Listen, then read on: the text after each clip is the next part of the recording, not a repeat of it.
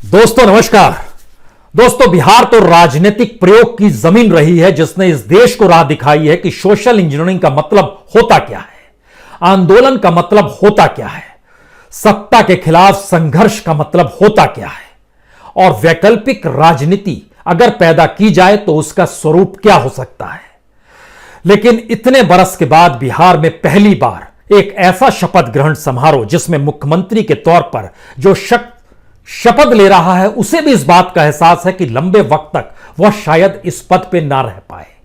जो मंत्री पद के लिए जो भी शपथ ले रहे हैं उन्हें भी इस बात का एहसास है कि आने वाले वक्त में राजनीतिक स्थितियां बहुत तेजी से बदलेगी। इस बिसात पर खड़े नेताओं ने मंत्री के तौर पर जो शपथ ली, विधायकों ने जो मंत्री के तौर पर शपथ ली, क्या ये सभी प्यादे हैं? और जिस बिसात को बीजेपी ने बिछाया है क्या उसकी चाल दिल्ली से चली जाएगी या फिर आने वाले वक्त में आरएसएस और बीजेपी अपने तौर पर बिहार की राजनीतिक जमीन को अपने अनुकूल करने के लिए जातीय समीकरण को वहां पर तोड़कर कुछ नई बिसात बिछा देंगे क्या? ये सारे सवाल हैं और इन सवालों के अक्स तले हमें लगता है कुछ पन्ने इतिहास के आज खोलने चाहिए। उसके बाद इस मंत्रिमंडल पे हम आएंगे और आने वाले वक्त की आहट का एहसास भी आपको करा देंगे। याद कीजिए, बाबा साहब अंबेडकर कांग्रेस को हमेशा कटघरे में जब भी खड़ा करते थे तो यह कहकर करते थे कि दरअसल कांग्रेस ब्राह्मणवादी नीतियों पर चलने वाली पार्टी है। कांग्रेस सत्ता में आ गई तो इस देश के भीतर में हिंदू राज कायम हो जाएगा और वो चिताते थे दलितों को, पिछड़ों को, अल्पसंख्यकों को। कांग्रेस सत्ता में आएगी तो उनका हित कभी नहीं साधा जाएगा। और बाबा साहब अंबेडकर तो महात्मा गांधी से भी इसी रूप और इसी शब्दों के साथ टकराते रहे और पूना पैक्ट उसकी एक पहचान है। लेकिन इस दौर में 80-90 साल के इस दौर में अगर आप देखिएगा तो राजनीति पूरी तरीके से 360 डिग्री में घूम चुकी है। बिल्कुल नई स्थितियां। एक वक्त कांग्रेस जहां पर खड़ी थी आज वहां पर बीजेपी और संघ परिवार आकर खड़ा है। और राजनीतिक प्रयोग की इस जमीन पर कांग्रेस चाहकर भी जैसे ही धर्मनिरपेक्ष होती है वैसे ही बीजेपी और संघ परिवार कहता है ये हिंदू विरोधी पार्टी है। जैसे ही कांग्रेस खुद को अपने तौर पर सेकुलरिज्म से आगे बढ़ते हुए एक नए राजनीतिक प्रयोग के साथ इसका एहसास कराना चाहती है कि वह भी हिंदूवादी सोच को अपनाए हुए है तो भी उसे मान्यता जनता के बीच नहीं मिल पाती है। जैसे ही वो कहती है हम अपर कास्ट के साथ हैं तो भी मान्यता नहीं मिल पाती है। इसके मतलब क्या है? और जिस राजनीतिक जमीन को नीतीश कुमार ने बिहार में सींचा और बढ़ाया, अगर नीतीश कुमार को एहसास है और अगर बीजेपी को भरोसा है तो फिर आने वाले वक्त में जेडीयू की बनाई हुई राजनीतिक जमीन पर कब्जा करेगा कौन? और इसी के अक्स तले छुपा हुआ है यह मंत्रिमंडल जिसमें शपथ लेने वाले लोग कौन हैं। बीजेपी की तरफ से देखिए, तारकिशोर प्रसाद वैश्य समाज से आते हैं। वैश्य में भी यह कलवर वैश्य समाज से आते हैं जो कि पिछड़ा तबका होता है, लेकिन व्यापारियों के बीच में इनकी पैठ अच्छी खासी है। रेणु देवी यह अति पिछड़ा से आती है। अति पिछड़ा का राजनीतिक प्रयोग किसने किया? नीतीश कुमार ने किया। अमरिंदर प्रताप सिंह राजपूत हैं। राम सूरत राय यादव समाज से आते हैं। जीवेश मिश्रा भूमियार हैं। मंगल पांडे ब्राह्मण हैं। रामप्रीत पासवान दलित समुदाय से आते हैं। एक ऐसा पैकेज है जिसमें जाति समीकरण को फिट किया गया है। और दूसरी तरफ नीतीश कुमार को देखिएगा तो उनके साथ अशोक चौधरी हैं जो इस पिछली बार कांग्रेस के साथ थे, छोड़कर जेडीयू में आ गए। ये पासी समाज से आते हैं यानी यह भी दलित हैं। विजेंद्र यादव है। विजय चौधरी भूमिहार है। शीला मंडल अति पिछड़ा है। यानी एक ऐसा राजनीतिक प्रयोग वह भी करे और साथ में मेवालाल चौधरी भी हैं। और इसके अतिरिक्त दो राजनीतिक दल के दो लोग जो हैं जिसमें एक संतोष मांझी हैं जो कि जीतन राम मांझी के बेटे हैं, वह शामिल हुए हैं। उनकी जो पॉलिटिकल पार्टी अपने तौर पर थी वह गठबंधन के साथ खड़ी थी तो उनको भी एक जगह मिली। और दूसरे मुकेश सहनी हैं जो कि अपने तौर पर निषाद समुदाय से निकल कर आते हैं। जातीय समीकरणों का यह पूरा का पूरा पैकेज क्या बिहार को इसी रूप में चलाएगा? जी नहीं। हमें लगता है अब इतिहास के उस पन्ने को खोलिए जहां उत्तर प्रदेश की राजनीतिक जमीन पर बीजेपी को कोई पूछता नहीं था। बीजेपी ने मोहरा मायावती को बनाया था, सत्ता में बैठाया भी, सत्ता से हटाया भी और खुद का विस्तार करते हुए और संघ परिवार का भी विस्तार उत्तर प्रदेश में कराने की खुली छूट उसी दौर में मिलती चली गई और आज की तारीख में वहां पर बीजेपी प्रचंड तौर पर मौजूद है। तो क्या यही प्रयोग बिहार में होना है, हो सकता है, कहां इनकार है। अगर ऐसा प्रयोग बिहार के भीतर में होना है, तब यहां से एक और सिलसिला शुरू करते हैं जहां पर दो बातों का जिक्र शुरुआत में जरूरी है। बीजेपी एक ऐसी पार्टी है जो रीजनल पॉलिटिकल पार्टीज को खत्म करके उनकी सियासी जमीन को हड़प लेती है। यह एहसास अकाली दल को पंजाब में है, शिवसेना को महाराष्ट्र में है, नीतीश कुमार को अब बिहार में हो चला है, कोई इनकार नहीं है। कांग्रेस एक ऐसी पॉलिटिकल पार्टी हो गई है, जब से नरेंद्र मोदी सत्ता में आए हैं, वो जिस भी क्षेत्रीय पॉलिटिकल पार्टी के साथ खड़ी होती है वह एक बोझ के तौर पर बन जाती है या खुद वह सबसे कमजोर हो जाती है। यह महाराष्ट्र में भी नजर आया, यह बिहार में भी नजर आ गया। सबसे कमजोर तौर पर वह निकल कर आती है। इसका अगला मतलब क्या है कि राजनीतिक तौर पर जो विस्तार बीजेपी अपने एजेंडा, अपनी विचारधारा, अपने सोच, अपने संगठन और शायद सत्ता पाने के लिए जो भी चाल वो चलती है अपनी बिसात पर, वह उसके अनुकूल होता चला जा रहा है। और मजबूरी है नीतीश कुमार की, मजबूरी है जीतन राम मांझी की, मजबूरी साहनी की भी है। और यह मजबूरी के दायरे में AIMIM यानी ओवैसी भी आते हैं। यह एक ऐसी राजनीतिक मजबूरी है जिसमें उत्तर प्रदेश के बाद बिहार एक दूसरा राज्य होगा जहां पर मंत्रिमंडल के भीतर में कोई मुस्लिम समुदाय नहीं होगा, उसका रिप्रेजेंटेशन 0 होगा। उत्तर प्रदेश में भी यही स्थिति थी, लेकिन एक व्यक्ति को MLC बनाकर लाया गया और अल्पसंख्यक मंत्रालय उसको सौंप दिया गया। लेकिन बिहार में ऐसी स्थिति पहले राउंड में नजर नहीं आई। इसके मतलब क्या है? यहां से दूसरा सवाल उठता है। अब इन पन्नों को दोबारा पलटना शुरू कीजिए। जब हम आपसे जिक्र इतिहास के पन्नों को खोलते हुए उत्तर प्रदेश की सियासत का कर रहे थे, उत्तर प्रदेश और बिहार को लेकर जिस सोशल इंजीनियरिंग का जिक्र गोविंदाचार्य ने किया था, उसको जब अमल बिहार में लाया गया तो उसमें 3 लोगों की उत्पत्ति हुई थी। एक उत्पत्ति कल्याण सिंह की थी, दूसरी उत्पत्ति उमा भारती की थी, तीसरी उत्पत्ति विनय कटियार की थी।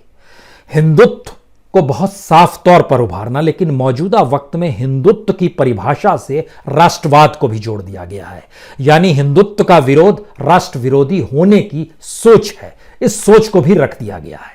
और यहीं से एक दूसरा बिहार को लेकर सवाल पहली बार खड़ा हो रहा है, क्या बिहार के वोटरों को भरोसा नहीं है उन विपक्ष की पार्टियों पर जो ये कहकर आते हैं कि हम बीजेपी के खिलाफ खड़े हैं, जिसमें खास तौर से AIMIM यानी ओवैसी का जिक्र करने की जरूरत है कि मुस्लिमों को भरोसा RJD और कांग्रेस के गठबंधन पे नहीं है। यानी जिस दिन ठोस विकल्प मिल गया उस दिन वह सब चले जाएंगे।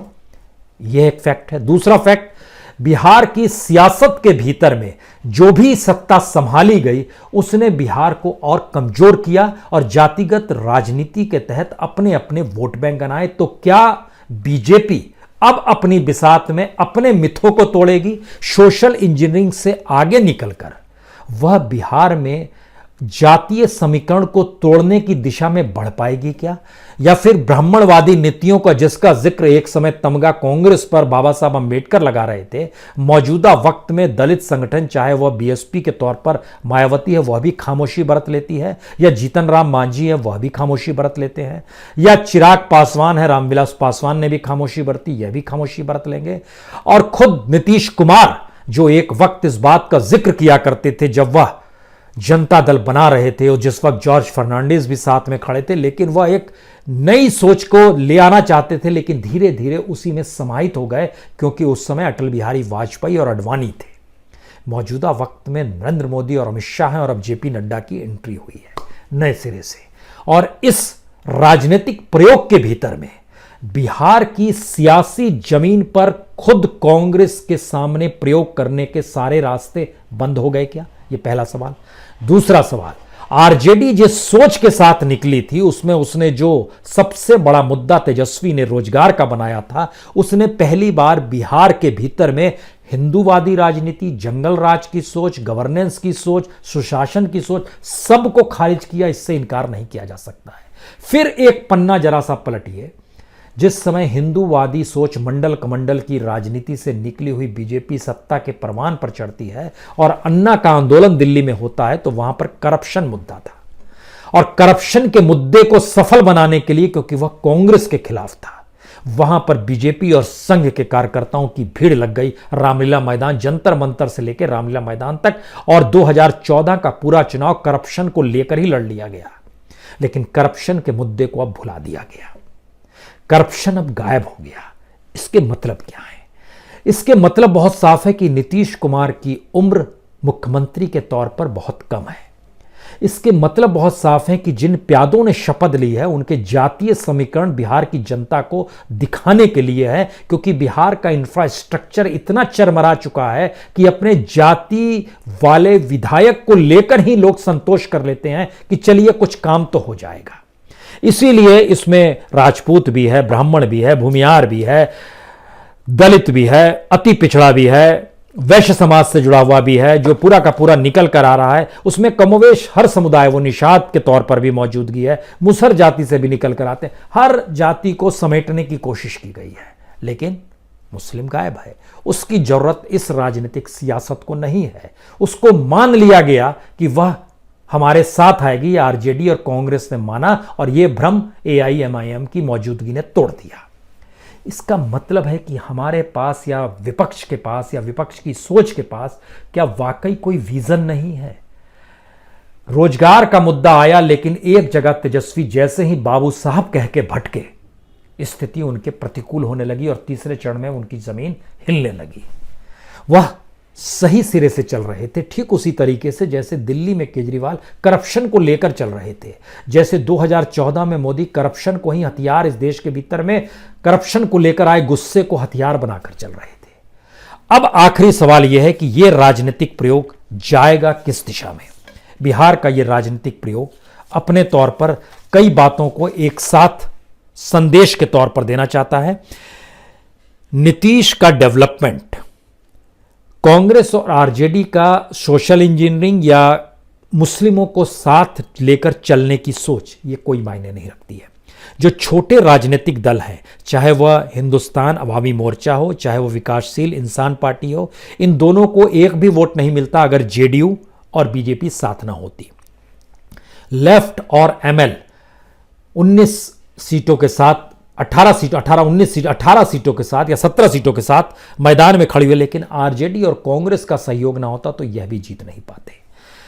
यानी छोटे राजनीतिक दलों की मजबूरी है कि अब बड़े राजनीतिक दलों के साथ आना है। यह एक नई परिस्थिति पैदा हो गई है। इससे पहले बिहार की सियासत कहती थी दो बड़े राजनीतिक दल, जिसमें लालू और नीतीश जब 2015 में मिले तो बीजेपी का नामो निशान मिट गया। कांग्रेस साथ में थी, मौजूदगी थी उसकी, तो उसको लाभ मिलता चला गया, लेकिन इन दोनों का साथ आना, तो क्या आने वाले वक्त में 5 साल से पहले सिर्फ बीजेपी राजनीतिक प्रयोग करेगी या नीतीश कुमार भी राजनीतिक प्रयोग करेंगे? यह पहला सवाल है। दूसरा सवाल है, जो छोटे छोटे राजनीतिक दल हैं वह बीजेपी के साथ खड़े होंगे या बिहार की क्षेत्रीय राजनीतिक पार्टी के साथ खड़ा होना वो समझेंगे? यह दूसरा बड़ा सवाल है। तीसरा बड़ा सवाल, कांग्रेस के सामने सबसे बड़ा संकट है कि अपर कास्ट भी उसके साथ खड़ा नहीं हो पा रहा है, मुस्लिम भी उसके साथ आ नहीं पा रहा है, और रीजनल फोर्सेस के वोट जो भी ट्रांसफर उसके साथ होते हैं, लेकिन उसका कोई अपना वोट बैंक पारंपरिक तौर पर बन नहीं पा रहा है, जो पहले माना जाता था कि बना हुआ है। और आखिरी सवाल, बीजेपी खुद को बीजेपी बिहार के राजनीतिक प्रयोग में इस तरीके से रखेगी जहां बिहार की क्षेत्रीय छवि खत्म हो जाए, क्योंकि समझना होगा बिहार की 40 लोकसभा की सीट और उत्तर प्रदेश की 80 लोकसभा सीट, 120 लोकसभा सीट ऐसी है जो 2024 में किसे राजनीतिक सत्ता में बैठना है यह तय कर देते हैं।